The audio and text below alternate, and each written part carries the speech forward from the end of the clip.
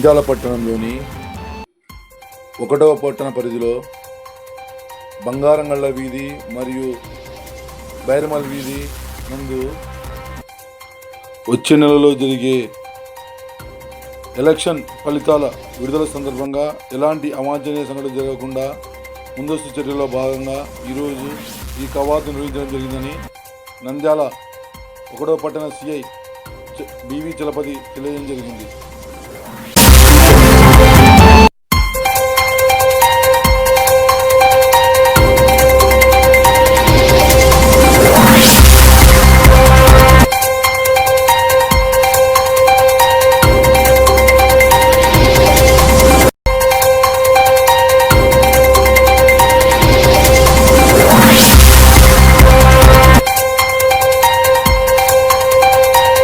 అందరికీ నమస్కారం.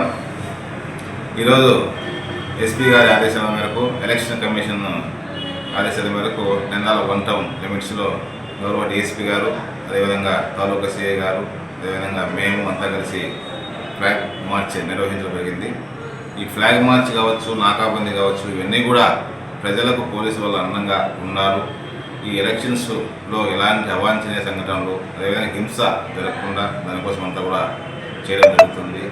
ఇంకొక విషయం ఏంటంటే కూడా ఎలక్షన్ కోడ్ అమల్లో ఉంది.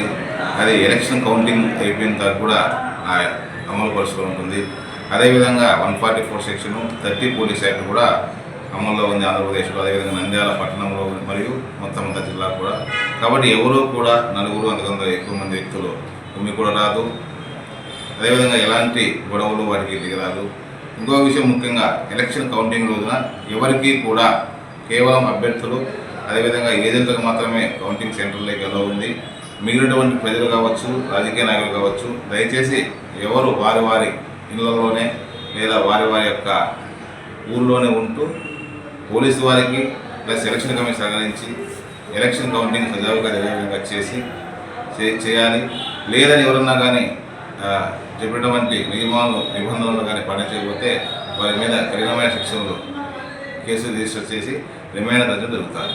కాబట్టి ప్రతి ఒక్కరికి కూడా, ప్రజలకు, రాజకీయ నాయకులకు కూడా మా పోలీసు వారి తరఫున రిక్వెస్ట్ ఏంటంటే ఎవరు కూడా ఎలక్షన్ కౌంటింగ్ రోజు కానీ ఆ ముందు కానీ ఎలాంటి అవాంఛనీయ సంఘటనలో, హింసాత్మక ఘటనలో కూడా పాల్గొనకూడదని కోరుకుంటున్నాం. లైక్ చేయండి, షేర్ చేయండి, సబ్స్క్రైబ్ చేయండి. రెగ్యులర్ నోటిఫికేషన్స్ కోసం బెల్ బటన్